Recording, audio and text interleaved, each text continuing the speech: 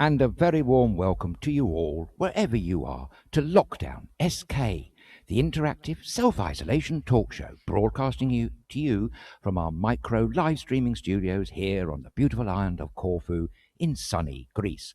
And should there be interruption to this transmission of broadcast, please log on to our website at www.StudioKerkyra.com or the video platform that is Vimeo.com, or else good old YouTube, where you will see these films in superb quality HD. And I would like to have a special welcome to all our Facebook Live viewers as well, and Mr. Zuckerberg, if he happens to be watching as well. And a big thanks to our producer, Claire Haas, who will endeavour to answer all your calls and comments on Facebook Live Messenger and take those live calls from Skype. And as always, I'm very lucky to be joined in the micro studio shuttle today by a Mr. Thomas Haas, who is particularly sun-kissed. Hello, Thomas, and a very good afternoon to you. Hello, Adrian. Hello, everybody. Thank you for tuning in. Thank you for watching again. And today I'm in T-shirts because it's warmer in here. It's a holiday island, and you get this holiday feeling already. And yeah, we got some good news, you know. I mean, generally worldwide. So it's brilliant. Thanks for logging on. Thanks for watching again. So great to see you all. And I got a lot of messages already. But before we start, I want to make a quick shout out. And I got this over here, and that's from Chris Davener. Both now saying the Dubliners sending their love to Andrew Dawson. He had a heart attack 2 days ago and is in Ioannina hospital recovering. So he is from Ducades. And yes, we're sending all our love, all our best wishes to you, and we hope you're getting well very, very soon. But especially the Dubliners sending you their love. And yeah, man, it's absolutely. We hope you're gonna be great. So maybe we can hear more about you. But all the best, a lot of love to you, and speedy recovery. Absolutely, Thomas. And a warm hello to all our regular and wonderful viewers that keep writing into us. We love hearing from you wherever you are. So a jolly good afternoon to you all. It's a sunny 19 degrees Celsius here just at the moment, in case you want to know. I think it's a little bit more. Well, that's where I was a little bit. Yeah, I think it's a little bit more in the 21s probably. That's really? the reason for my T-shirt. So I'm just, hey, let's start with the summer. But it's okay. You know what? Soon, you know, I'm looking forward to replacing that for an Irish green T-shirt from wonderful County Donegal. Yes, and hello Vivian. She's watching. She said hello from us in Ireland. Donegal, great. Jackie Cherry is watching. Hi everyone. Hi Jackie. Nikos Lubros is watching. We are watching you. Nikos and Annabelle, that is. Hi, from Nico London. Thank you so much. Margaret Johnston is watching. Thanks, Margaret. Hi, Benny is watching. Kalimera all. Benny Benson is watching. Konstantinos Bagratis is watching. Neil McDade is watching. Wow, Christopher Dabener, of course, is watching. Steve Laconitis is watching. I hope I say these names all right. I hope so. You're doing a better job than I would do, I'm sure of Neil that. McDade is watching. Mike and Jackie Connors is watching. Gary O'D is watching. Wow, guys, thank you so much for tuning in. And yeah, commenting, it's going wild, great. Sarah Roseman is watching. Julia K. Christopherson is watching. Tom Giddis is watching. Ben Anstead is watching. And more. Thank you so much, guys. Melita is watching. Jason is watching. Dara is watching. It's great, guys, to take part. So it's fantastic. Brilliant, you know. It's quite moving for you guys to be here and share this 1 hour. Absolutely. With us. It's wonderful. And Kalispera to you all. I hope the weather's as good for you wherever you are as it is with us right now. It's been great to be here in Corfu. Actually, we were celebrating, would you believe, the fact that we actually went through a police roadblock today? Yeah, weren't we, great. Thomas? It was. And weren't the police so incredibly polite, friendly, efficient, and there was absolutely no problems whatsoever? No, totally. I think it's just, you know, you look a little bit because we're not used to it. We're driving a few times now when we keep into the lockdown. Absolutely. Extremely. We only go out every few days for supplies, and that's it. So with we're permission, with permission, exactly. We're taking that very, very serious. And running into the roadblock today, it was really, you know, it sounds funny, but it made me happy. Yes, I see, felt you know, relieved. Exactly. Relieved and safe. And the police officers are very polite. You can see you have to respect them. They meant business. They mean business. Yes, don't worry about that. But you know, they done a very professional job. It went so quickly. There were no disturbance. We showed them the text messages the ID. He had a look at it, said thank you, and we were on our way. But it fills you, with a little bit more safety. It's great. It does, absolutely, yes. We keep hearing about these blowed rocks. I have to say, in the last few days, well, it's about 4 days since I last went out anywhere shopping, and it's quite relieving to see that they're out doing their duty, because lockdown is unfortunate for all of us suffering it, but it is a necessary means of trying to halt back the spread of COVID-19. The other thing that we ought to tell our good viewers, Thomas, is that we have seen evidence, haven't we, of the Greek tourism minister speaking on BBC television, I do believe. Yes, and that was quite recent now. Within the last 24 or 48 hours. Yeah, definitely. But it's interesting what he said about the holidays here now. So yes, he said that all being well, the holiday season in Greece is aiming to be started at some date in July. He couldn't be any more specific than that. Some date in July, all being well. That's all we can tell you, folks. Yeah, so and I hope it's gonna be like that. But he mentioned that July and August, that's when they try to open it, and then maybe extending it for September and October. That would be great. It would save a lot of businesses this way. So let's see. We're really, really hoping. Greece does a great job, contained it very well, and if we're just a little bit more patient, we can prevail. We'll be out of the woods. We're nearly there, aren't we? Great. Just possibly another few more weeks. I mean, there are quite a few signs of lockdowns changing and breaking down, as it were, in stages. Belgium, for instance, has issued a whole new raft of measures to do with lockdown. Before I tell you what those are, just a message we had in from our viewer Olaf Beckers, who you may recall a few weeks ago did a live call in from Belgium. Olaf Beckers is the kickboxing expert and trainer, and we live 3 times world champion. 3 times world champion. I've been corrected. I'm absolutely yes. And 1 time European champion. Right. Okay. Yes. Well, he is Mr. Kickboxing as far as we're concerned. That's for sure. He comes to Corfu on a regular basis, but we featured him in the program because he did a live Skype call, and he had suffered himself with COVID-19. I'm pleased to report he's made a full recovery, and he's sending his best wishes to us all. And Thomas, he did that famous thing. He did that. He did, the fist bump for everybody. Yeah, I know, he's great. And hopefully he's planning on coming back to this beautiful island in June. He may have to be a little bit more patient, maybe July. But Olaf and all the other wonderful people that want to return to this fantastic paradise island of Corfu, maybe that wait might not be just so long as you might have thought. So hope July, August, things will, I won't say get back to normal, but they might start to open up again, and holiday makers can slowly come about to this beautiful island. Definitely. Let me say hello to more people. Susanne Brasch is watching from Austria. Danke, Susi, zum Einschalten. Steve Laconis is watching. Lauren Smith is watching. Gary is watching. Thank you guys for coming in. Nikos is commenting in. Good news from Corfu. The 69-year-old woman with the virus is well and back in Corfu. The bad news from England, the death toll. Yes, that's we should add that's hospital deaths. Hospital only, not including care homes, of which the minimum figure I've seen is over 7,500, possibly 10.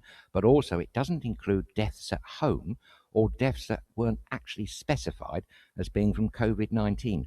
So it's a rough minimum figure, I think we can say. But we can all agree 20,000 plus, whatever the true figure is quite appalling and dreadful. And it's such an insidious disease in some people. I mean, we've heard that some people can, throw it off after maybe 3 or 4 weeks. Others, not so at all. And it can have, so I found out recently, damage to the nervous system, along with a lot of other organs as well. So it's a really nasty beast, this COVID-19. This COVID-19 is dangerous, and I think they were warning about the second wave in the autumn, and this could be much more aggressive. So let's hope it's not the case. Let's see what's happened. So far everything works, everything they implement is going to work. Okay, if then it's slower than usual, we can discuss that. But like Greece, we are lucky. They got it quickly. They dealt with it so quickly now, and it seems to work of what they do. But let me say more hellos. Fotis is watching. Thanks for watching. Spiridon Cavadias is watching. Sarah is watching. Steve Bowers is saying hi from sunny Manchester from Sue and I. Hello. Chris Stabbener is commenting, I'm now only drinking Corfu beer. Hashtag shop local. Brilliant. See, that's what we want to hear. Yes. Tom Giddings is watching. Sarah Roseman is watching. Hi, Roseman. I hope you're doing very well. Brian is watching. David is now watching too. Oh, great. Many people coming in. Thank you. Jason B. Elvis is watching. Then we have here Gary O.T. is watching. Craig Pollard is watching. We got a lot of comments already in. Dara is saying we will send you some sunshine over. Will you send some sunshine over to Dublin, please? We'll do our best. Of course. Lovely Dublin, beautiful city. Our studio friend Tara O'Rourke is from Dublin. I think she writes in as well. So, yes, a very sunny, warm afternoon, hopefully to you in Dublin. We'll try and bring the sunshine that's currently invading us here in Corfu. I have to say, it hasn't been so sunny every day here, so today we're really lucky to have a full-on sunshine day with beautiful blue skies and blue seas. Thomas, shall I just talk about Belgium? Or you yes, no, we'll go Belgium. Well, yeah, Belgium's good news because they've announced that the schools are going to be opening from the 18th of May, limiting class sizes to no more than 10. Okay. But before that, on the, where are we now? The 4th of May, public transport is going to be available. Some public transport, but face masks must be worn. And the first lot of small shops that are going to open is also on the 4th of May, which are fabric shops, presumably to meet the need for face masks. Open air sports also could be open from the 4th of May, but not too many crowded things. And cafes and restaurants, at least not before the 8th of June. That's Belgium there. Oh, so that's interesting. Cafes, restaurants, 8th of June. Small shops, 4th of May. And bigger things on the 18th of May. Schools, for instance. And other shops on the 18th of May. So there are signs there in Belgium that lockdown restrictions are starting to ease. And that's a welcome sign for Belgium. Belgium, I should point out, has suffered disproportionately. It has one of the highest per capita rates of fatalities in the whole of Europe. Just to put that into context, there's 11.5 million people living in wonderful Belgium, and a very bonjour to you all. 44,300 cases are reported so far, with 6,679 deaths. That's the last time I looked at the figures before we came on air. So they're saying it's a disproportionate high rate of fatalities in Belgium. We don't know why. So I dare say the good people of Belgium will be very pleased to hear that lockdowns, some of lockdown anyway, is slowly coming to an end. And that's good news. And let's hope that other European countries can follow suit soon. Great. And I'm getting so many messages in now. Thanks, guys. You know, a lot of watching. That's brilliant. What we want. Vivian is just, Adrian, you look so fresh. Fair play to you. Really? Fresh? Thomas, love your shirt. Oh, really? Oh, well, you know, eagle-eyed viewers might recognise this shirt from the first or second series of Night Shift, live from Corfu, which we used to broadcast on a day. It's very kind of you to say that, Vivian, but I really don't know. I hope your eyesight's good. I'm sure it is. But I'll tell you what, truly, we really are looking forward to seeing these fantastic green T-shirts that you keep tantalizing us with. So we're really looking forward to them, and most especially of all to Vivian and all our wonderful viewers. We really want to meet you in person when you can make it to this fantastic island. And we've talked about having a party. Well, we'll have a party or two, but more than that, we just want to meet you and greet you, as it were. Of course, we won't be able to hug you or shake your hand, but I'm sure we can come up with some alternative greeting to you. Thomas, can I just fill in the viewers, because I promised them a few days ago, and I never got round to it. I think we ran out of time. Though that number that the Home Secretary in the United Kingdom was having such difficulty saying when she was doing a Downing Street press conference a few days ago. Can I just tell you what the number is?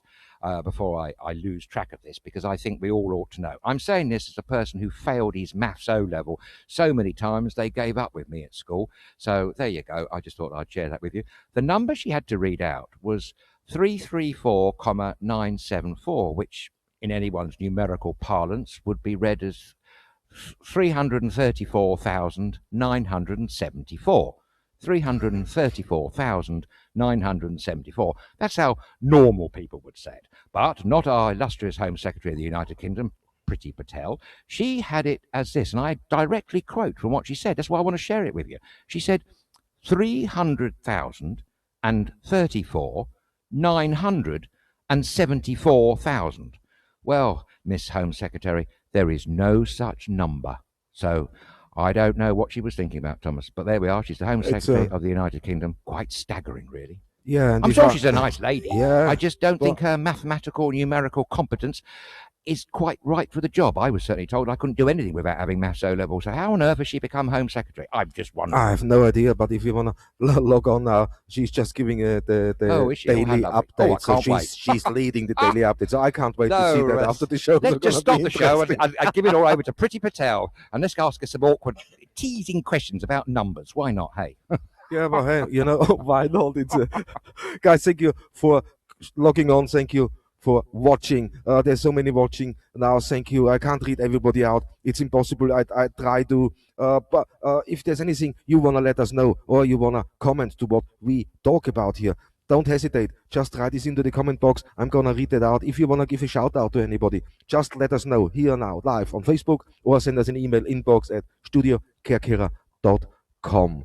But absolutely, it's you know, back to the shopping week today. Yes. Because we got the police control, we got this thing, and we were looking. I was looking for face masks today. Ah, yes, right. And I was a little bit shocked, but I found them. So they're on the shelf now in the supermarket, and you know, it's a story.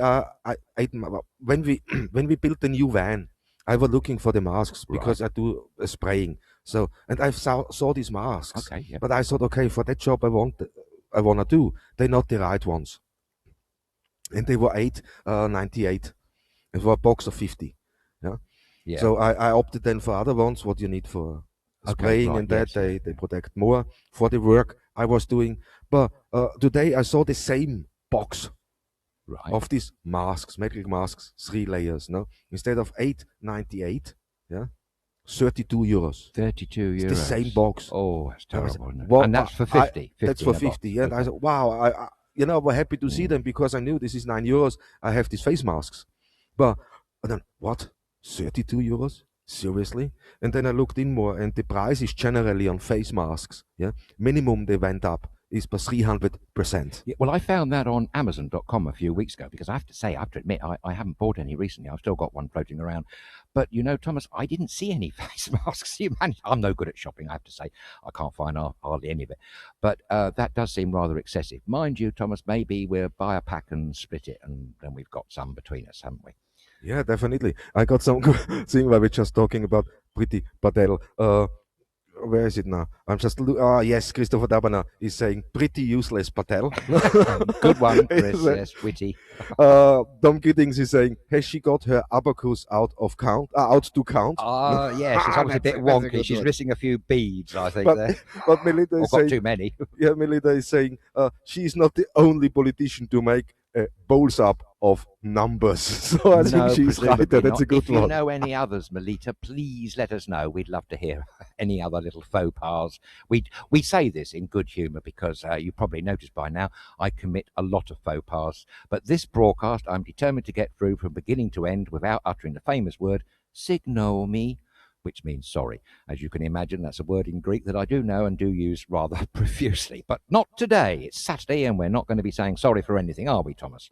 No, definitely not Saturday. But you know what Nikos Louvos is saying? Thanks God somebody is defending our illustrious Home Secretary. Right, okay, Nico. You're on your own on that one because I actually have a problem with her. I'll be honest. I had a problem with her when she was International Development Secretary under Mrs. May's government some years back. She went on an unscheduled visit to the Middle East, and it emerges that in her 2-week holiday, she was having high-level secret meetings with all sorts of people within the Israeli government without the Prime Minister or anyone else in the UK knowing. I don't understand that, you know. But it's not for me to criticise. Who am I to criticise the illustrious position of Home Secretary? I'm a nobody and nothing. No, of course I can't. But I do have a problem. You can I do have a problem that you can't say the numbers, though. Yeah, that's why I said you have an advantage. You can count, mate. Well, just about, yes. but hey, here's a good idea what comes in from Vivian. And I like that one. We're talking about the face masks. Oh, yes. And, you know, I'm reading that out like it is, and I don't mind. My husband said he's going to use my old bra as it's the closest he's going to get to my boobs. Oh, that's a good one. That is very witty, yes. I'm not going to try and imagine that, but good luck to all concerned. I mean, anything to do to cut down the spread of COVID-19 is a good one. Bras, well, I never thought of that one, but who knows?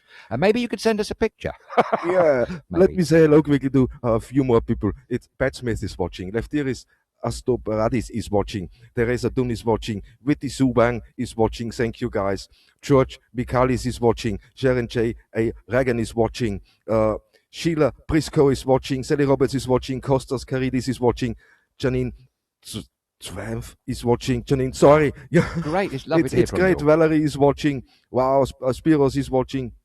Kefilonis is watching. Great, guys. Thank you so much. And Army is watching. And DM Bikes. Our Army from Finland is watching. Haiva Ilta. Hello, Wait Army. a little bit. Now. Haiva Ilta. Army. Great. So that's great. And yes, Steve Bowers is coming in. Pretty Vacant. That's another name. Oh, yes. That was a good song by the Pistols way back in the day, wasn't it, Steve? I remember that one. Pretty Vacant. They used to say that about me. But yeah, good one. Good one. Well, it's great. And Army is writing, good evening, boys.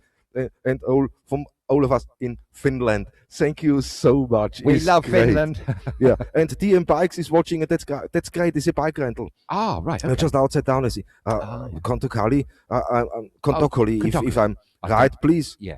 Michalis, correct me. But I know his page, and I know he posts. So I'm into my motorbikes too, and he always posts some pictures when he fixes some bikes, and he gets all these things ready for the season. And he's doing always a good job. He checks each bike himself before he hires it out, and it's all the gear with it. So it's great. There you see, it's and he's in the Kontokali Bay area. Yeah. Okay.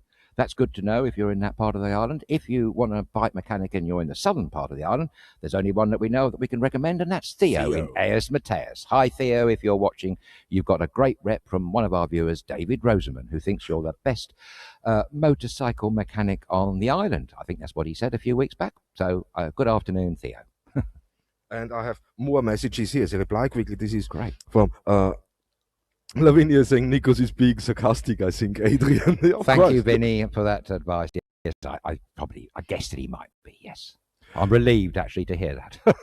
Yeah, the other thing she goes in now is saying the way some people are behaving by not keeping to the lockdown in the United Kingdom fills me with tears for the other British people who may wish to come here. Yes, that's bad. The way this minority is behaving will wreck everything for everybody else, as any flights from the UK will not be accepted in Greece if their figures don't begin to drop, and that quickly. That's totally right. We hadn't quite given that enough consideration, but that's a very good point, Vinny. Yes, I'm sure that is the case, and I'm sure that'll be the case from other countries as well. It's easy. One thing saying we're going to open our doors and let the tourists flood in, but it's another to know that at the same time the indigenous populations need to keep safe. It's definitely. It's a balance, isn't it? It's you've got to get it right, balance. And it's difficult to make that call. I should think that the pressure and stress on all of those that have to make that call, here would be the Greek government, must be immense, and not a decision that can be taken lightly. There's a lot of pros and cons, definitely. Yeah. But makes me happy is Sally Roberts is saying hi from West Cornwall. Hi, Sally. So and Ami is writing back, hi Ilka, Adrian. Oh, thank you. See, you get it in Finnish. Very much, Army. Great. It's always good to hear from a proper thin. But you know what? That's what made me so happy today when we had this police control, what we just spoke. Yes. We see something is being done. They're taking this very, very serious. This fills you with confidence. And that's what it did. And this cheered us up. And it sounds so funny. Absolutely. We had the police checkpoint. We were happy. And we were happy. Yes, seriously. And you know what? Everybody wants a little bit security. Yes, you get frustrated. And that's another thing we wanted to talk. Now in a situation like this, you're locked down for quite a while. It gets to you, it gets to everybody, totally, it gets to us too, and you get the frustration in there. You get a little bit, maybe a little bit grumpy and so thing. But like yesterday, I was reading all day because I researched and researched. No, but the reason was simple. It's I researched a lot. Oh yeah. And that researching, what's going on at the moment worldwide with all the countries, especially UK, and then you hear so many times people die, and so many people die. Just got me. Without me myself noticing, it got me lower and lower and lower, and ended up as I couldn't sleep. So I was on my feet for 24 hours and I could not sleep. Thomas, that's not good. That just got me yesterday. I said, that's unbelievable. And that's, is another thing why they say mental health issues are growing at the moment. They are. And it is, and it's contributing, of course. But you have to talk about that. You have to let that out. Exactly. And as everybody I think everybody goes through a little bit this thing now where I say, what, I'm getting bored. I don't know what to do. I've done everything, like, baking, you done cooking, you done fixing things, you try to recycle or whatever, you paint or you ride and gardening and so. But it comes to a point, what's happening when you've done your garden? Now you've done everything at home you wanted. Now it's nice. I mean, chill and relax. And like Chris said, he's sitting with the Corfu beer in the garden. Now, that's perfect. That's the way it's an opportunity, I think, to recharge. Yeah. Keep the eye on the ball now, what's happening, development, but don't go in extreme. And we do that because we're researching a lot for the show. We want to be hooked up with what's going on, and then we have to decide, okay, what is worth to mention, what not, because most of the stuff is yes, but most of the stuff is speculation. It's speculation, yeah, indeed, or opinionated, or indeed a little bit contentious. You've picked up a subject there that is a good thing. I mean, it's always good to find something good from something so bad as COVID-19. And one such good thing is the whole subject of mental health is now taken across the board much more seriously, I would suggest, than it was hitherto before. And one where I would back that up, one element of that statement, a rather broad, grandiose statement I made, but it's, and you know that Captain Tom, that fantastic gentleman of 99 years old who's raised over 27 million for the NHS Charities Together Fund. Well, some of that money, yes, it's going to local NHS trusts and smaller things, but a lot of it is going to be spent on improving the mental health treatment for overworked and stressed out frontline and others medical staff, complete with certain type of restrooms and all sorts of things. That's marvellous, because I think at long last they are recognising that mental health is taking a serious battering. They're also warning that many frontline medical workers are going to end up suffering from PTSD, post-traumatic stress disorder, which is again one of those things that some people deny exists, but believe you me, ladies and gentlemen, it certainly does exist. Armed forces will tell you that, but now it's definitely prevalent in the NHS in the UK, and I'm very pleased that they've recognised it, Thomas. That's the thing. That's the thing, exactly. Yes. That makes me happy too, that you recognise that, because this is a psychological stress they are under, a huge amount of that. And it's like, when a soldier in battlefield has to say, this is equivalent to that. Definitely. And to deal with that, every person is different. Somebody can cope with that and can put it to the side more easy. Okay, you never let that go. You always have this with you. That's how it just is. But if you mentally not in a strong state, and that, not saying there's something wrong, but you're influenced from other things. There's stress at home. Now you got stress at work. Then you have stress at home. You got worries, about your family. That's all contributing. So there's so many factors now what come together, and that's of course it causes more and more mental stress, and we're seeing that. But don't hold back. If this is talk to somebody. Don't be ashamed. Absolutely. But there's nothing to be ashamed about. We're in a situation what nobody of us expected. No. So nobody should take the mickey out of that just because somebody is not feeling well or is really down, and you can't see the reason why is he feeling so low. Yeah. Don't judge. Just lend them an ear. That's sometimes all the people need. It's just somebody to listen. Very true. Before coronavirus pandemic was an expression that was on anyone's mind and no one had ever heard of it, they were estimating that there were between 1 in 3 to 1 in 4 of the world's population at some point or other in their lifetime has suffered from some degree or other of mental health problems, issues, illness. I would suggest that after COVID-19 has wend its wicked way out of it all, that figure might change and might be actually more, maybe, dare I say, 1 in 2, because there's no question about it, as Thomas has just made very plain. There's tremendous mental strains, half of which we're probably unaware. It's subconsciously going on within us. We're restricted in lockdown conditions, not being able to go out to your favourite haunt for your favourite pint or drink or tipple, whatever it may be, not being able to hug or see your friends. And for children, I think it must be extra specially difficult, because they probably can't quite get to grips with the whole reasoning of this pandemic. And for them not to be going out to play with their other children or just to go out in the park on a Saturday afternoon must be really nasty indeed. So spare a thought for the children especially. And of course, the older people. I'm still in shock to think that people over 70 have got to be locked up in a home for a minimum of 12 weeks. Okay, we probably got rid of 2 weeks now, so there's another 10 weeks to go. But, you know, I should think 50% of the people over 70 are in extremely good, strong and fit health, are able to do all sorts of things, probably better than I can.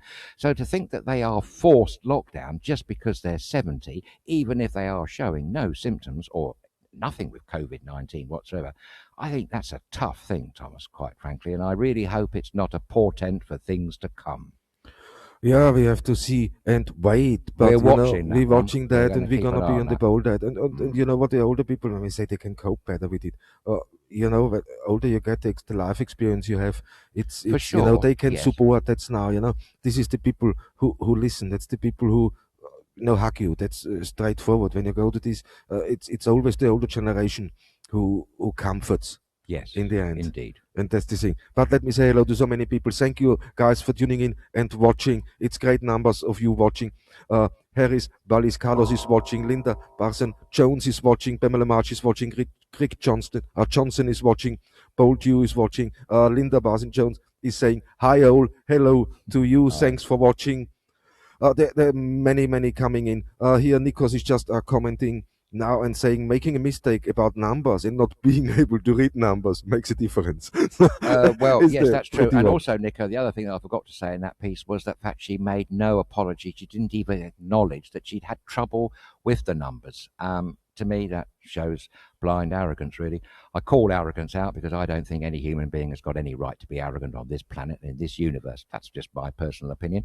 And as you know, we're very quick to admit to our mistakes. Although, as I said today, this broadcast, I'm going to go the whole length of it without saying, signo me.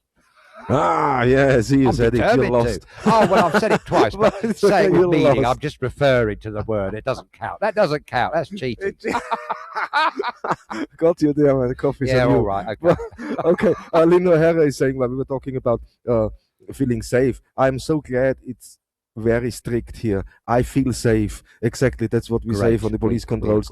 Is great. And yeah, that's exactly how I should be. I mean, you know, you feel safe on the side. I'm just saying, guys, I apologize if I miss any of the messages. We're getting really lots in, and that's great. If you want to talk with us, if you want to comment on something we say, don't hesitate. Write that now here, and I'm going to read that out. Richard Onsler is watching. Hi, Richard. Nice to see you. There are so many people.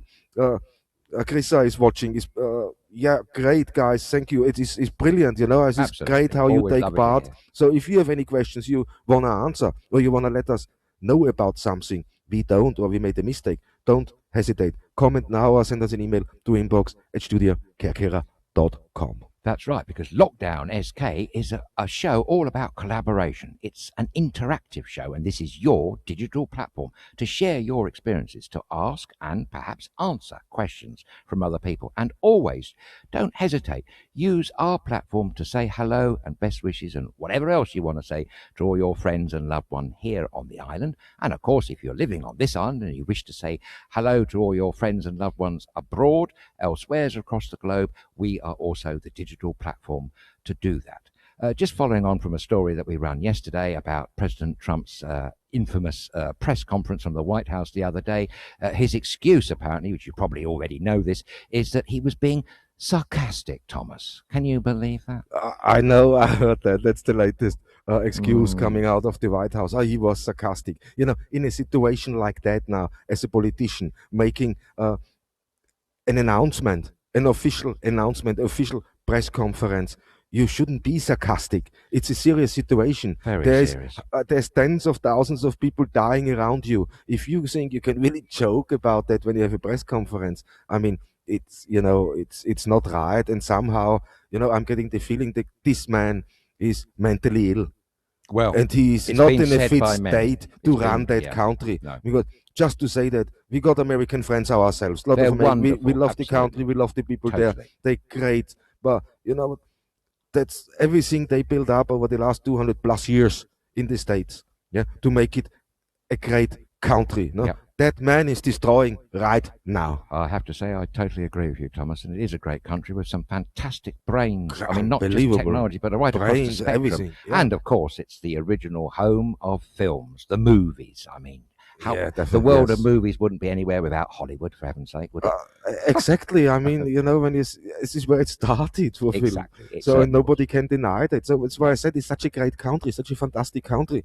And then you have somebody like him, you know, what in the English language you would call a plonker, no, running that. That's very polite. Yeah, I know. I try to be polite. I got the books of idioms, Oxford. But, you know, I can tell you. But coming to that, you know what? When I looked in there, the name Trump, you know what that means? Well, in England, it means a rear-end expulsion of air from the rear end. My aunt, who was very old, she used to say that, and she was born in 1800 and something. I see you said that nicely now. I would have just said fart. I was trying to be diplomatic. Yes. By the way, to Mr. Trump, it's all about ratings. He was boasting that his ratings for these White House press conferences were greater than the NFL league and also some American TV show called The Bachelor. And as you remember, last week he was boasting that he was now #1 on Facebook. The question is, Mr. Trump, the question is, did he pay for boosting? And are there any bots involved? There's a question I'd like to know. I mean, he's saying he's #1 on Facebook. Yes, that's what he's everywhere #1. He's also the person who knows everything. Oh, well, so if you need to know something, Dr. Trump, I forgot. Doctor, scientist, of course, psychologist. The man's brain is amazing. Yeah, but without a doubt, but not in the way we think. No, I don't understand it, to be honest with you. It's but there you go. Extraordinary bit of film, though, with the Dr. Deborah Birx, who was put on the spot when he was suggesting that we should all have our bodies irradiated with ultraviolet light and disinfectant poured down our gullets and all the rest of it. Don't take a word of it, ladies and gentlemen. It's all baloney, all of it, believe you me. And the manufacturers, as we told you yesterday, have come out very strongly against, because obviously they don't want a lawsuit on their hands. I mean, that's the point, Thomas. What would happen if someone had downed a bottle of Lysol, dropped dead, and then their estate accused the president for recommending such a treatment? Who's liable, the manufacturer or the president? I wouldn't like to say.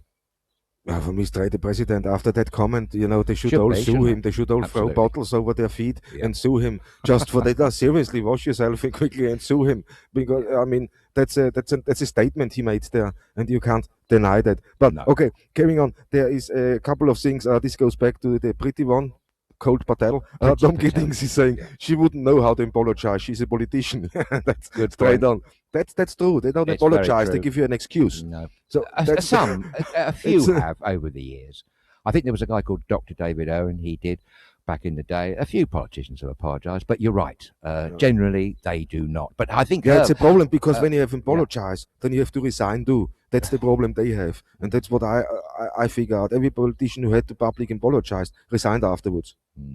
See, of course, I don't want to lose my thing. They know they're useless in it, but you know what? We're doing this for so many decades now, blacking their way through with certain things. So I wouldn't be surprised if this happened in the English, the UK politics too. That some of them blacked themselves in the positions they are now in. I think that's highly likely with a lot of them. Yeah, we don't need to talk around this thing. No. It's straight how it is. Yeah, I agree.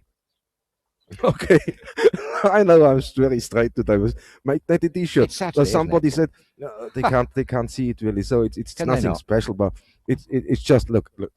Go on, show them all. There you go. Isn't that correct, ladies and gentlemen? So it's simple as that. But you know what?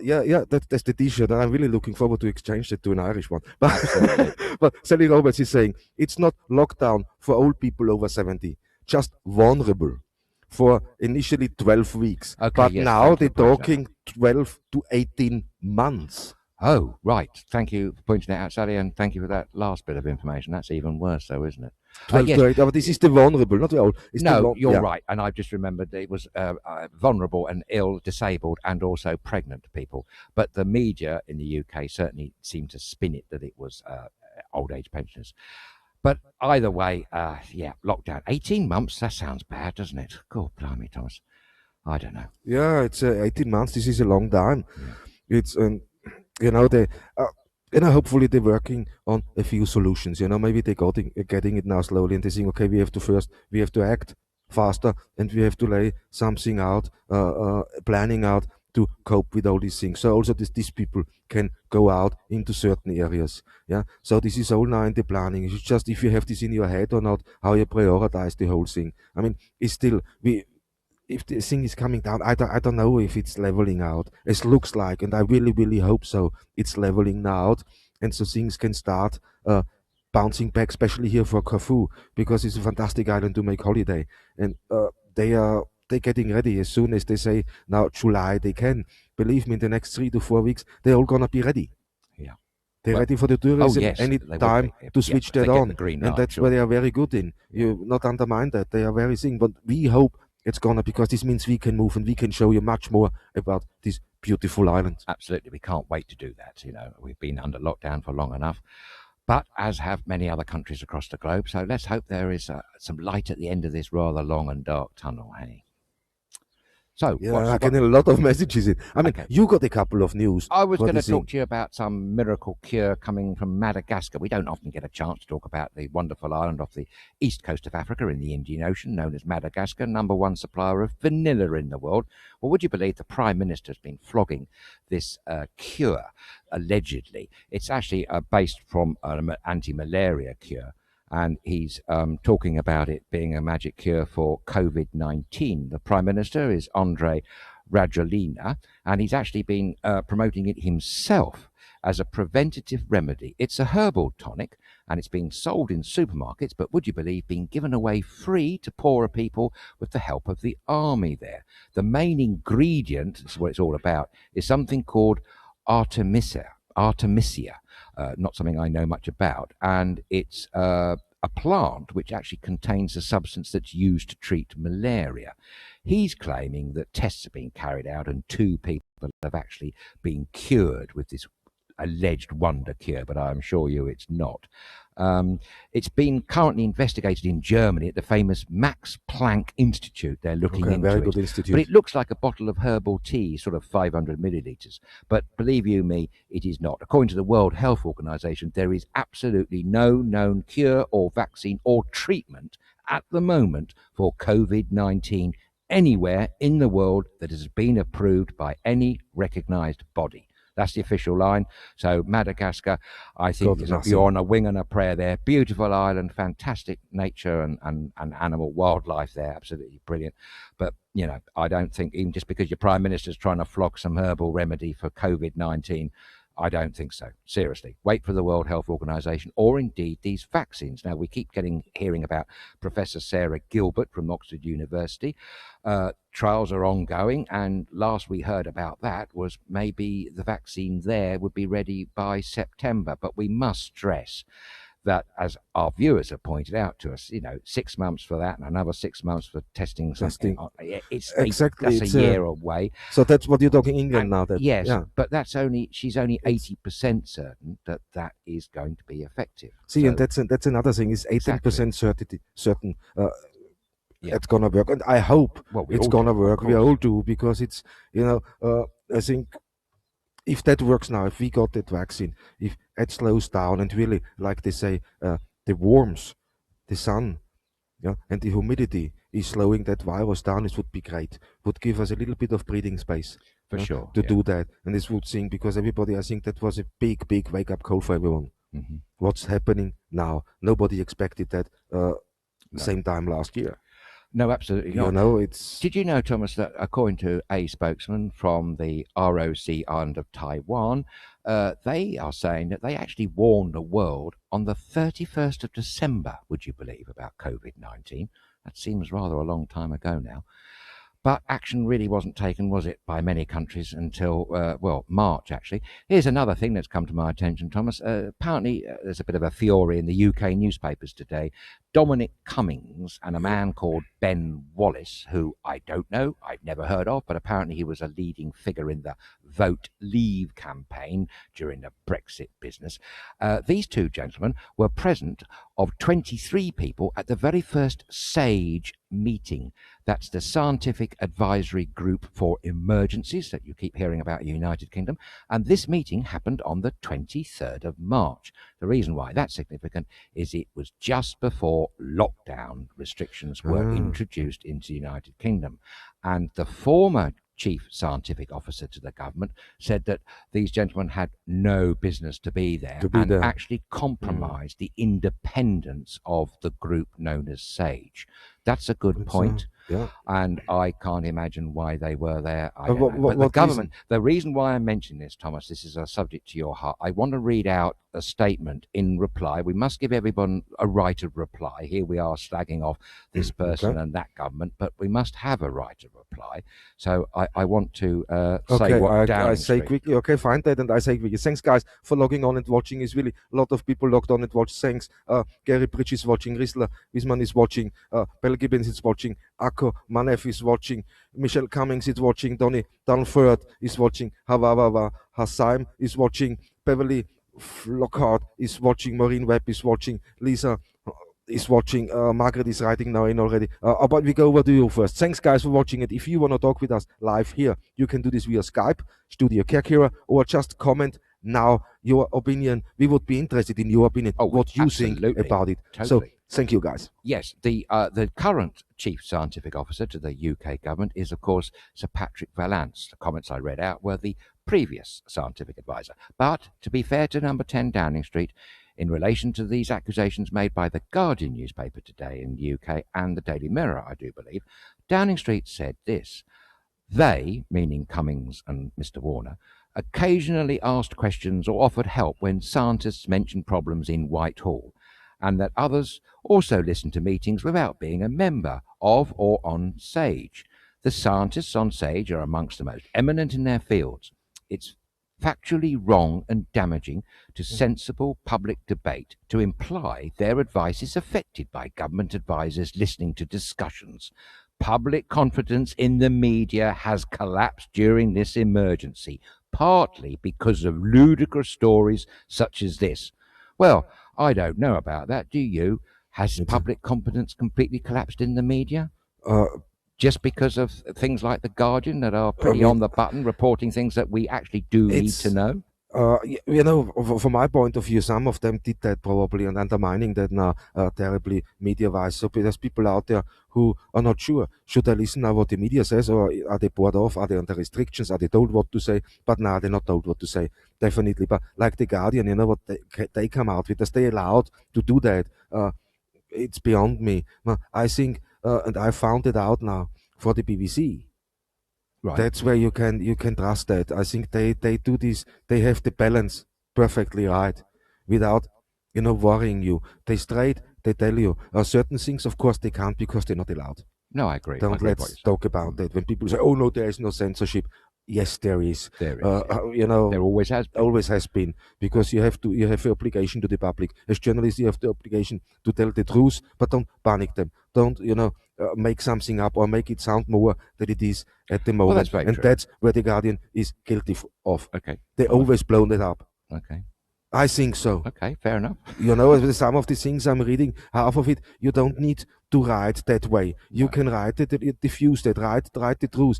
It's the same when I see some news reports on other channels. No, they show you a nice video and then they underlay it with dramatic music. That has nothing to do with news anymore. Sorry, there should be not dramatic music underneath. This should be the clear report. Why this is not a documentary? That's real life now. That's now happening, and you should give the information straight as it is, without trying to confuse. I mean, just let's be honest. Some of the words they're using in there, I have to look up. Okay, I'm Austrian. You know what? Okay, I speak English. I still learn. But in the end of the day, I should write it in a way everybody gets it. Well, yes, that's absolutely true.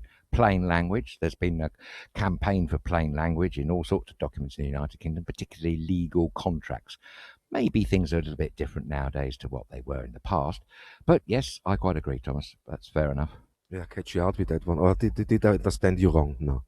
No, I just take it. I don't know. I mean, no, say it. I think the Guardian were right to report that there were two non-scientific members of SAGE in that meeting. Whether they're right to draw the conclusion that that was responsible precursor for lockdown, I don't know. I can't answer That's what that. I mean. I can't say that. Yeah, for sure. It's totally right as the report. They shouldn't. They have nothing to do there. Yeah. But then after speculating, that's the wrong thing. That's what I don't like. That's the fact they were there. Why were they there? Then go ask and find out. Don't speculate. I can't bring news and speculation in the same article. No. To be fair, that's what's happening. Yeah, to be fair to Downing Street, there is a case in point that someone from the Majesty's government, of some representative of some sort, possibly should be there, just to be able to be the interface between the government and the scientific community. I could see that.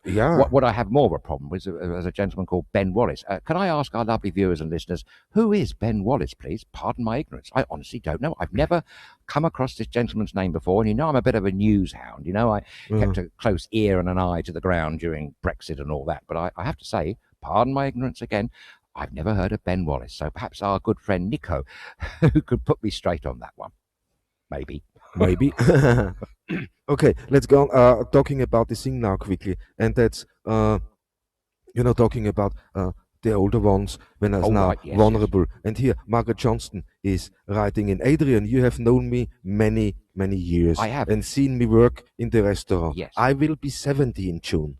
That's astounding. And at the moment, don't know how this will affect me to getting to my house in Corfu. Oh, Margaret, that's a good question. That's a good question. So there's a thing. Vivian is writing underneath, I think Corfu might have the cure, no? It's called Uzo. It's lightening up. Yeah. You've got a great sense of humour there. Keep it going. You've made us chuckle a lot, Yeah. Seriously, you said something about Paul Schofield the other day, which I won't say over the air, but that made me laugh as well. But Margaret, yes, if there's anything that we at StudioKerkyra can do to help you with your predicament here on Corfu, do let us know. And Margaret, yes, we've known each other for years, and you were a fantastic waitress extraordinaire at Caryatid's beautiful restaurant in Barbati. I hope those days can come back again, because Status and his wonderful mother don't half cook and prepare and serve a fantastic meal, courtesy of your good self. And I know, actually, Margaret, you kept it all in order. I know that. Definitely. And here, going on while Margaret is saying, 70 for vulnerable people, how it affects her to come here to Corfu. So we're going to see and keep us updated. Let's see what there is. But Melita is saying here, where we said 12 to 18 months now for the vulnerable groups. And that's not just the older ones, there's younger ones too. So I think it's crazy to think that young, fit people, vulnerable people, will stay inside a flat with no garden for 18 months. This is called a jail sentence in my book. Yeah, you're right. And Bourdieu is commenting saying that's worse than a jail sentence. Yes. No? Because when in jail, at least you can go out. Yes, and have some exercise. Absolutely. Yeah, Sally Roberts, this is house arrest. No? Yes, it is. Lavinia said, better than death sentence faced daily by the frontline workers. Well, perhaps. Exactly. See, that's another side to the frontline workers. They have to be. But when we look into the whole thing, I go over in a minute for this thing. But when you look, it's right, 12 to 18 months. You can't expect somebody to stay in there. Really, we are here now for 40 days. Yeah. Okay, I got a garden here, but the garden is getting smaller, if you know what I mean. Yeah, absolutely. Yeah, you've done a fact. Exactly. I mean, what I know every stone in this garden. I was like, wow. What I can. The next stage for me is to name them. Oh well, yes. Or you could paint them like that lady we know, the Hungarian lady who paints beautiful beach shells, doesn't she? A wife of our viewer does. Got a fantastic kiln in Corfu town. Laszlo, his name is, the Hungarian couple as we know them. She's very artistic with stones. But yes, I take the point. You've done your garden, you've walked around, you've done all the weeding and the flower beds, and what else is there to do? But the thought of being locked up when you're fit and active, just because you're of a certain age, is absolutely terrible. I mean, obviously, if you're ill, it's a different. Yeah, but there's younger people who are vulnerable at the same time. What have to stay in. So for them is that extreme. That's worse, isn't it? That's worse. Yeah, and that's there have to be a solution has to be found. There is solutions, definitely. I think there must be, That's why we said it's a good program. We should maybe do a brainstorm. Yes, have a brainstorm session every now and then here live, and we all can talk about it. You can guys chip in your ideas and so and discuss things. Well, you never know where it leads, but at least something has to be done, especially for this group. And as we said, the face of the planet, how we live. how we live. That's gonna change. It's already beginning to but change. I think it's gonna change to more a positive way. Oh, that's an opportunity for a new great beginning where we have our Mother Earth in mind much more than we had in the past. Totally. And without Mother Earth, we wouldn't be here. We wouldn't be able to survive. And we all know the dramatic fall in pollution levels. We were talking about Delhi the other day, weren't we, Thomas, with those pictures taken a year ago in the same street that they could now see the Himalayas, which is fantastic. Nitrous dioxide has plagued many cities around the world, and the UK announced a 60% reduction the other week, so that's good. And of course, maybe the oceans are getting a little bit better, I hope. I don't know, but they might do. But yes, I think environmental factors, climate change, shall I say, is going to be pushed up a little bit on the ladder here of important things, and there will be some sweeping changes to life, I think, after the coronavirus pandemic. And I say the word after, mindful of the fact that we are not out of the woods. There could be, heaven forbid, a second or even, dare I say, third wave. The reason why we're saying this is because Thomas and I have seen some disturbing film coming out of China recently from Wuhan province. Wuhan direct, and there's even some journalists who done that, but most of it what comes out gets blocked very, very quick, so we have to be quick to see that clips and have a look at the whoops, because they within half an hour they're gone. It doesn't look good. Yeah, they're taking them down, the government. But we saw a couple, and it doesn't look good. No, not at all. It was really frightening, really. The people there are absolutely frightened. Definitely. Anything. Yeah. Cases are still being reported. There's also a problem in China in the north border there with Russia. Russians have asked the Chinese to leave Russia and get treated in China, and there's a plethora of new cases that have come about because of that. So maybe there will be select lockdowns in hotspots. I think they're talking about hotspots, and that is also so for the United Kingdom. If and when I should say, lockdown is eased, there will certainly be a few hotspots which will have different regulations attached to them. Yeah. So this is the areas. The severity of the cases. The areas will be established. Yes, that's what exactly. It looks like. That's what they're doing, and that's probably the right step forward. Hey, I got the answer to your question. Sarah Roseman and Nikos is writing in and letting you know. Robert Ben Loban Wallace is a British politician serving as Secretary of the State for Defence since 24th of July 2019. He previously was the UK's longest-serving Minister of State for Security and Economic Crime from 2016 to 2019. So Sarah Osman said, Ben Wallace is the Secretary of Defence. See, you know it. Thank you, guys. Great. That shows you the power of collaboration, you see. Brilliant. We were going to run a story we heard from Steve Ford, our fantastic contributor there in Wolverhampton, United Kingdom, about a subject that I know is close to many of your hearts. That's trying to obtain refunds for previously booked flights with UK airlines. We'll bring you that a bit tomorrow, I think. Definitely. I get more in here. There's Steve Ford. I never thought I would look forward to cutting the garden grass. Is there a conspiracy? So, he's got to cut the grass for his crazy golf course, hasn't he? Yeah, probably. Yeah, this is Steve. This is a special procedure how you have to cut the grass for a golf course. So maybe I send you a link that you can look up. It's really way. I'm not joking, man. But here's over there's Billy Balmers is watching, saying hello. He's saying, "Is this the place for the fridge? I want to see the fridge. That's the guys for the fridge shop, No, that's a live auction we're doing later on, and we're gonna have a couple of fridges there." You look confused. I don't know anything about fridges. Hey, why not? It's great. I love fridges. Okay, do you? Right. Well, they're very useful, especially here. Absolutely vital piece of equipment. Yes, for sure. I didn't know we were engaged in a fridge auction. Oh yeah, there's many things you don't know, mate. Obviously, yes. These things pass. It's hard times, Yeah, yes. So it's hard times, but you never know. But fridge sales is one of those things. What sounds interesting, especially when you're into fridges. There's a fridge fetish going on, man. You don't know about that. Totally blissfully ignorant of that one. Yes. No. Sorry, it took you by surprise now. Me talking here. No, I didn't know anything about fridge. Yeah, you didn't expect anything about fridges, but they're useful. Is that all types of fridges, or do you get particularly excited about those Smeg fridges, those enormous monolith things that can do just about everything except for the washing up? You talking about them? I love the Smeg ones. The Smeg ones are great, man. The nice ones, especially the old ones with the round top, the round doors. They are great. They work a treat. Yeah. Nice bit of design too. Yeah. Really. Actually, when you think about it, the refrigerator is a most important piece of kitchen equipment, really.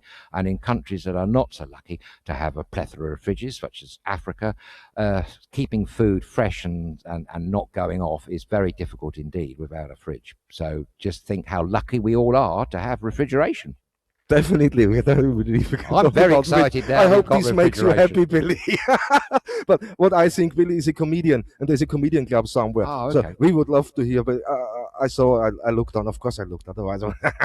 But great. Well, here, Nikos, another one. The man participating in the SAGE meeting, along with Cummings, is Ben Warren. Warren, that's the man. Yeah, that's who I meant. Thank you, Nikos. I did know Ben Wallace was the security minister, and maybe I misread my own writing, more than likely. Ben Warren, it's the Ben Warren who's the lead person who was at this meeting. Thank you, Nico. Yes, that's right. And I don't know who he is. Do you, by the way? Who? Ben Warren? Ben Warren. He's the guy. It wasn't Wallace. We know who he is. That's why I was a bit confused. Definitely not the movie star. Have read that. I may have misread that, actually. Yeah. So definitely not the movie star. No, not that I know of. But Ben Warren is the guy that was at the meeting on the 23rd of March. Also, on the same story that these newspapers carried today in the United Kingdom was the fact that the British government had been warned last year, according to a leak from government cabinet papers. They're saying that the UK government was warned a long time ago, last year, of an impending pandemic, and that they should stock up with PPE, personal protective equipment. Of course, if that's true, that advice obviously fell on deaf ears, sadly.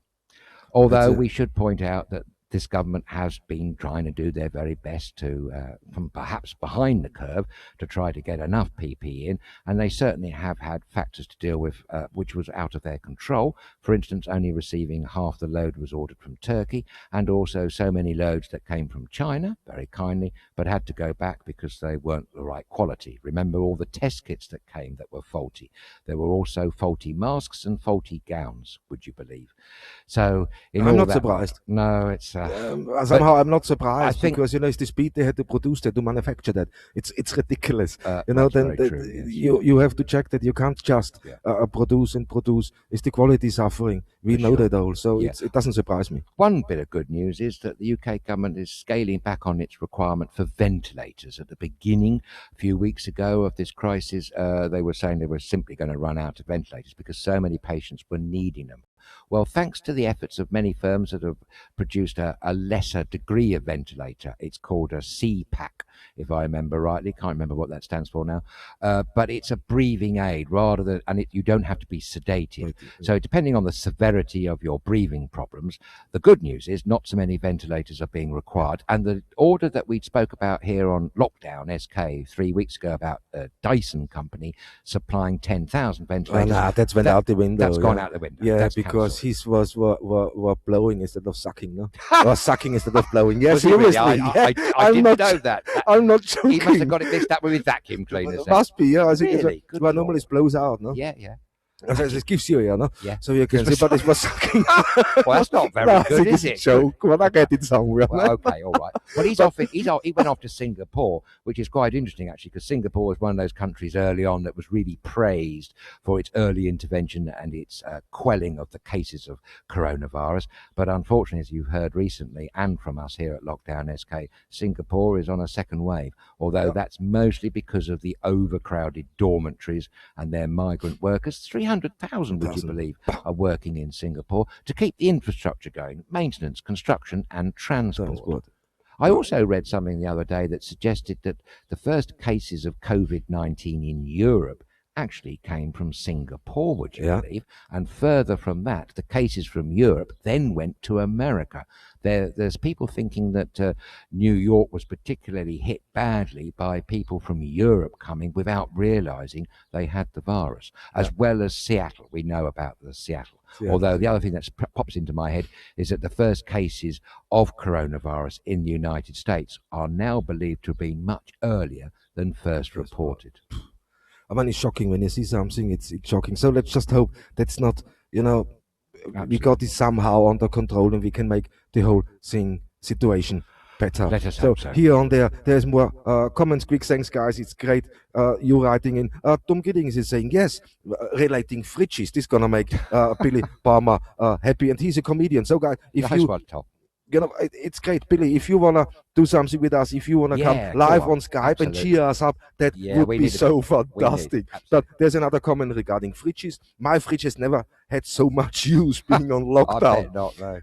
Even bought one for my mythos only. What a beer fridge! See, great, that's the way to do it. That's the way to do it. Absolutely fantastic. Yeah. And Vivian from Ireland is commenting here and said, "Keep cool, guys."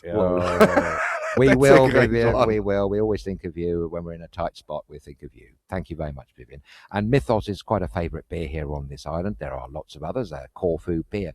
Corfu has its own small microbrewery, Corfu beer. Very good beer, slightly a premium of range. But there's lots of other beers. There's a Fix, something called a Fix here, isn't there? And Fix, something called an Alpha Fix beer. And Alpha too. But I have to say, Corfu beer is a great, great beer, definitely. So you come here on this beautiful island of Corfu for holiday. That's one of the beers you have to try. But there's so much to try out, and we said as soon as we're down from lockdown, we're gonna go and we're gonna try that for you and report back, so you know where you can find all these goodies while here on holiday on Corfu. Especially the edibles. We'll be doing that one, giving you a full report, don't worry. A mouth by mouth report rather than a blow by blow. And I want to say hello to Philomenos in St. George and all the crew down there, Harriet and everybody. They're sitting in the pizzeria and they're doing pizza delivery at the moment. So you are bad if somebody comes on the island. It's still possible, you know. If somebody can prove you wrong and saying, yes, there's in 10 minutes. If you come to this island and within 10 minutes you can't see anything beautiful day or night, I was going to buy you a pizza. So that still holds. Yeah, still holds. At least, you know, this stands now for nearly 2 years. It does. So guys, it's 2 years that bet this up, and nobody. Come on, mind you. No, I suppose it's fair to say that we might need an independent adjudicator on that, because of course one person's definition of beauty might not be another's. My definition of beauty is natural beauty. Could be the land, the sea, or the sky, of course. Human beauty is equally important, but you may not be aware of that within 10 minutes of landing on the island. I'm talking about natural beauty and a sort of a mean understanding of the term beauty. You know, to me, a mountain looks beautiful and a lovely lot of cypress firs, the tree of this island. Mind you, this island has so many wonderful trees. If you like, I'll tell you one of my favourite trees, Thomas, blue cedars. Blue cedar. And when I see one of those, I think, I know what one is. That I do too. And I think about that long. Maybe we can organise that, man. They're great. You never know. You never know. But the flora and fauna on this island is incredible. Else, which, of course, was the draw for Gerald Durrell to come here and write his fantastic animal stories. Definitely, and this is told in many. I mean, Your Friends and Other Animals. It's exactly. I just struggle with the name of it. Yeah, that's the one. Yeah. But hey, there's good things. Adam James is writing in here. Hello, that's a Adam. good one. I like that one. Apparently there has been more secret meetings in the UK government. Cold onion. And that's obviously neglected information, ongoing nonsense. So it's all together sage and onion so far. Very clever, well done, Adam. Man. Well done. Adam, good one, great. Adam. And a lot of big hellos to Rachel as well. Hope you're getting on all right, and hope all your horses are as well. And while I think of it, can I say hello to Hayley, who's also living in the same village, or her parents are, Mr. and Mrs. Griffiths, and of course Rob Appley in beautiful Bewdley. Keep mentioning Bewdley because it really is a beautiful place on the River Severn. The other thing about Bewdley, of course, Thomas, is they've got a fantastic, when it's open, wildlife safari park and the most amazing steam line railway called the Severn Valley Railway, which is absolutely incredible. And while I think to say this, not getting on my Brexit soapbox, but, well, yes, I am, because it's Saturday afternoon. This wonderful railway wouldn't have been operating until recent times without a massive emergency loan from, guess what? The EU. Some years ago, they suffered a lot of flooding, and there was a large bank fell down, which damaged the railway extensively, and it would have been closed for years had it not been for the EU racing to its aid with a loan, I do believe, of £800,000 it was. So, you know, guys, the EU did have a lot of good things about it in relation to the United Kingdom. Yes, and here, when I look in, he says, Gary O'D is saying, a large mythos and a bitter, please. So, yes, why not? Absolutely. Yeah. But there's lots of things coming. Thanks, guys, for tuning in, because we're again over an hour now, mate. And how sad is it? So, guys, Where I does think the time go, Thomas? I know, We're just and I getting still warmed got, up. We're I just know, getting we into got some, our this is what Nico flow. said, we should make the show longer, but for that, we need to get some need sponsors on the show, We do, I'm afraid, man. yes. At the moment, we're doing everything private. It's all private funded, guys. There is no, we're unaffiliated. We have no sponsors in the background, nothing. So yes, to extend that, of course, we have to look. That so if you know somebody, please don't hesitate. Let us know. Absolutely, and we can do the hard sell, we can do the soft sell, we can do any sell you want. We are the people to do that for whatever your product or service may be. And don't forget, our reach is currently going to 80 odd countries around the globe. I do believe. Just over 80 countries we got now. Thomas, so and we got around, around 60,000 a month. So it's great that the reach, and this is going up and going up. So thank you guys for taking part, sending all these questions in. As you know, if you want to say anything, come here, comment live now in the show, and I try to read it out, or send us an email to inbox@StudioKerkyra.com, or log on to Skype, and we can have a live chat or video call with you. So that would be the thing. But I still got some pictures, don't I? Ah, yes, you have. Oh, yes. It doesn't go without showing them. And one of them is amazing, isn't it? Take my word for it, seriously. Ah, well, that's amazing as well. That's not the one I had in mind, but that is beautiful, Thomas. There we are, heart of old Corfu town, San Giacomo Square, and that's where we used to have delicious coffees served by that wonderful lady called Irene, all the way from Crete, in that one of our favourite coffee shops. Actually, there are so many favourite coffee shops, I can't begin to mention them all. I know. We should do a coffee shop tour. You know what, man? Isn't that beautiful? Yeah, that's San Giacomo, and there's just on the left is then the former theater of San Giacomo. Fantastic place to have a coffee. But here I got another one. That's an aerial shot. And that's from the new fort next to the old port in Corfu. Man, look at that. There's the Navy Academy you can see in the picture. So, but are fantastic. And that's, well, the whole thing is about this island has beauty everywhere you turn. That's why your 10 minutes challenge is great. Yes, and of course that's Corfu town, which is a UNESCO World Heritage Site, and really is deservedly so. If you want to know anything about the paving slabs of Corfu town, we know a man that can answer anything you want to know about paving slabs Corfu town. That's good old Nikos Louvros there in London, who told us some extraordinary things, didn't he, when we did that amazing well, tour fantastic. Having a tour with him for Corfu town is what is a fantastic day. I've never met someone who can make a paving slab so exciting. Nico but he was right. I'm still talking about it now, you see. It's great. But here's another picture. It's the last picture for the day, guys, and that I wanted to show you because this is what you do when you're at home, People say, most of the things we run out. Look at that one. And that's a soap car. That amazing? I like the cat as well, but the car, that's out of recycled materials, isn't it? Extraordinary. Totally. This is a rubbish bin up front. He cut apart. Wood used, old stuff used, but this must be the wheels from a pram. But I know where this comes from, and that's Claire's brother, Mycroft, for his kids. Well, so to do that, spend some time and make a soap car. Why not? But that's even electric. I saw the video. I don't want to show it because it's not. See, but electric. I got the video. It is great. It's electric, and the kids love it. Absolutely. And that's something, that's great. That's a good idea. And you got for sure everything. When I look at that, we should have everything at home to actually do that. But soapbox races, I loved them as a child. Oh, yes, absolutely. Do you know, looking at that car, don't you think there's a touch of a Lotus 7 about it, Thomas? Yeah, it had a little bit, isn't it? It's a Super 7 kind of thing. It's great. Oh, what a motor car. Cool. Here, we're talking about petrol. We're being petrol heads again. In the absence of food, we talk about cars. You probably noticed that by now. But the last message I'm reading out quick for today, because we're well over at the moment. It's from Lavinia quickly. The answer is to stay at home now to stop the spread of the infection. If you need fresh air and exercise, open your window and do some aerobics.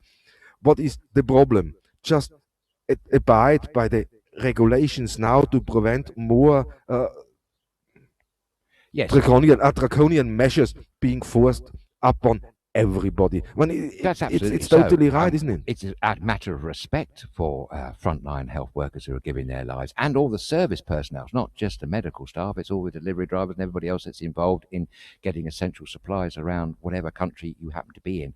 And it is a mark of respect to them that you are adhering to your government's, wherever that is, lockdown guidelines. What we're trying to discuss, Lavinia, is in the future going forward about the proposals for how are they thinking really seriously of keeping vulnerable people locked down for 18 months?